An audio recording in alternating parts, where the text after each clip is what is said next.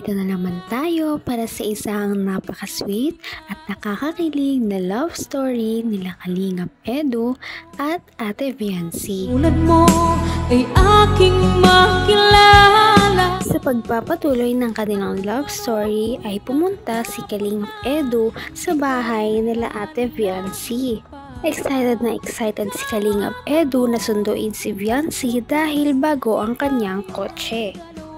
Saan naman kaya ang punta ng Team EDSI ngayong araw? Pagkarating kila Viancy ay bumaba muna ng kotse si Kalingap Edu at pumunta na sa kanilang bahay.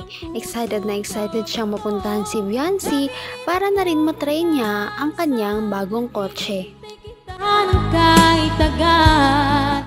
Pagkakita ni Kalingap Edu kay Viancy ay talagang napakaganda talaga ng dalaga.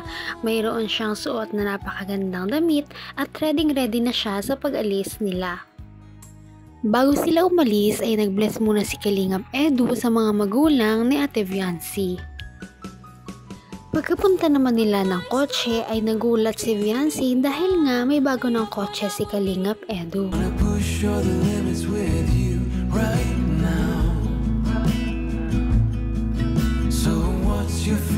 Uy, bakit ka nandyan?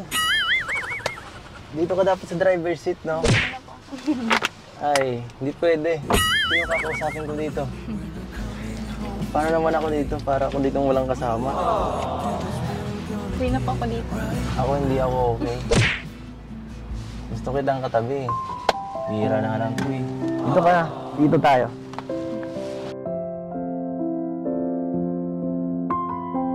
Alam mo, mas maganda ang view sa unahan. Tara. Makikita ko naman po. Tara na nga.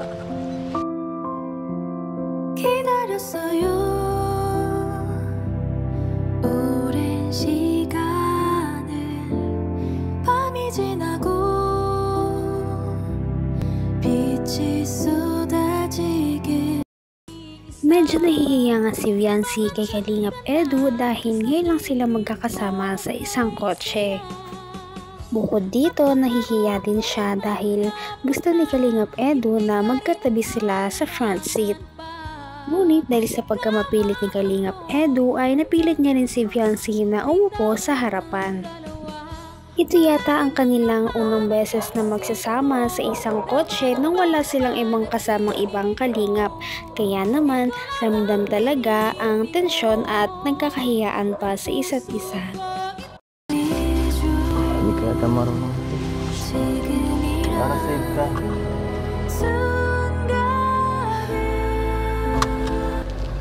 Patay mo ano eh. Iniisip ko lagi kalagayan mo eh. Napaka-sweet ka talaga, no? Ready ka na? Ready ka na rin ba makita ang driving skills ko? Huwag ka maganda. Hindi naman tayo... Napaka-gentleman naman talaga ni Kalingap Edu dahil kung kanina ay tinulungan ni si Viancy na buksan ng pinto, ngayon naman ay tinulungan niya si Viancy na ilagay ang kanyang seatbelt para daw sila ay maging safe sa kanilang biyahe. Madami ang hinilig sa kanilang mga viewers dahil napakalakas talaga ng kanilang chemistry. Sa akin kapag nabibilisan ka, so, ano ba ang pwede nating gawin habang nagbabiyahe? Para di naman ako dito maboard at antukin. Kasi baka ako dito magkatulog. Di mo ako kinakausap eh.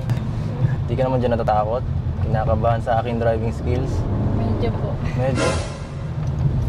Ito, tatakutin kita lalo.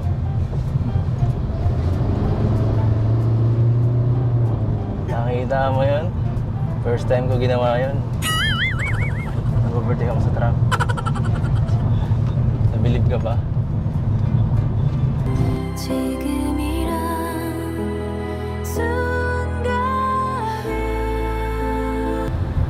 Dapat. Napaka-mapagbiro talaga ni Kalingap Edu, pero kahit ganon ay sinisigurado niya pa rin na safe sila ni Viancy na makakapunta sa kanilang paroroonan. Kitang-kita naman na kahit nahihiya si Viancy ay ine-enjoy din nila talaga ang biyahe dahil silang dalawa lang ang nandun. Sa hindi naman inaasahang pagkakataon ay nagkaroon sila ng isang problema. Sa akin ka lang kasi tumingin.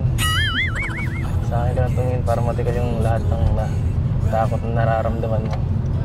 Dito ka tumingin. Ay, ano plastic po kayo, Kuya Eds? Bakit? Nasusuka ka? Hala. Teka lang. Huwag ka susuka sa kotse ha. Kakalinis lang natin ito eh. Ay, teka lang. Tiisin mo muna yan. Kaya mo pa ba? Malapit na muna tayo eh. No. Ilang minuto na lang to. Lumurin mo na muna. Ay, sorry. Paano ka masusuka niyan?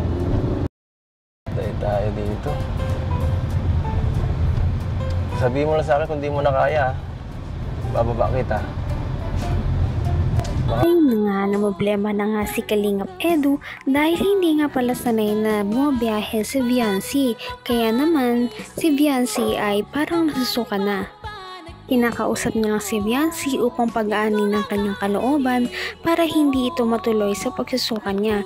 Pero sinabi niya din na kung hindi talaga kaya ni Viancy ay titigil muna sila. Kahit na late na sila sa kanilang appointment ay sinisigurado niya pa rin na komportable si Viancy kaya binabagalan niya ang kanyang pagmamaneho. Buti na lang maya-maya ay nakarating na sila sa kanilang pinuntahan. Nakarating din. Ano? Okay ka lang? Hindi ka na nasusuka? Masakit ang ulo mo? Medyo? Saan sumasakit? Dito ba? So what's your feelings? The city's screaming when you're coming home tonight. Okay na. Tara. We're living quick in this world. Ang lakas talaga magpakilig ni Kalingap Edu, sinasadya niya man ito o hindi. Nandito na nga sila ngayon sa isang dental clinic dahil ipapaayos na nila ang ngipin ni Viancy. Ito ay ipapabrace na nila dahil nga sa nakuha nilang 60,000 noong nakaraan.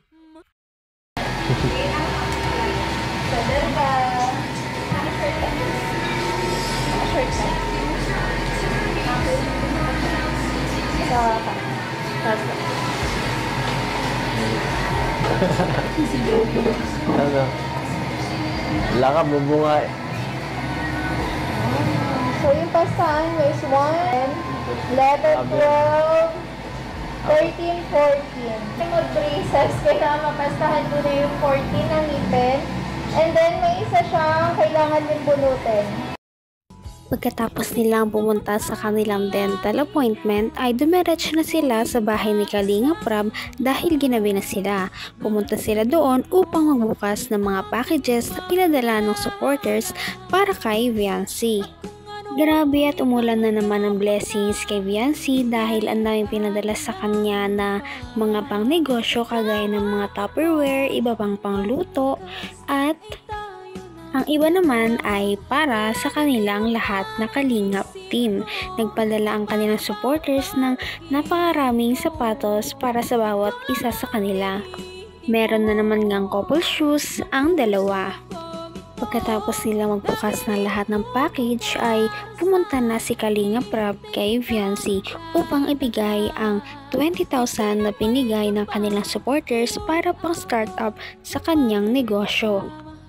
Napakamahiyain ni Viancy kaya naman nagulat ang lahat noong bigla na lamang siyang umiyak. Pa po ng puhunan na nagkahalagang 20,000 pesos. Ayan. 20. Iyak na si Viancy, oh. Iyak na kasi di niya alam kung gagawin. Di kasi siya sanay ng may nakakatanggap ng ganitong blessings. Di siya sanay. Diyan na ka. Ha? Bakit ka Viancy na luluha? Bakit? Hindi po ako makapaniwala po na ganito po kadami yung mga blessing na madating po sa amin. Marami. Tapos po yung brace pa po na Parang sa, Parang naka-overwhelm, no? Okay lang yan at deserve mo naman yan. Kasi may nakita silang something sa'yo na kabaitan, kaya ganun. Basta huwag ka lang magbago kung ano ka, ganun ka pa rin, ano? Kahit maraming biyayang dumarating. Okay. Dahil sa bait ni Viancy ay marami ang naantig ang puso sa kanyang istorya. Kaya naman marami ngayon ang tumutulong sa kanya upang pagaanin ang kanyang buhay.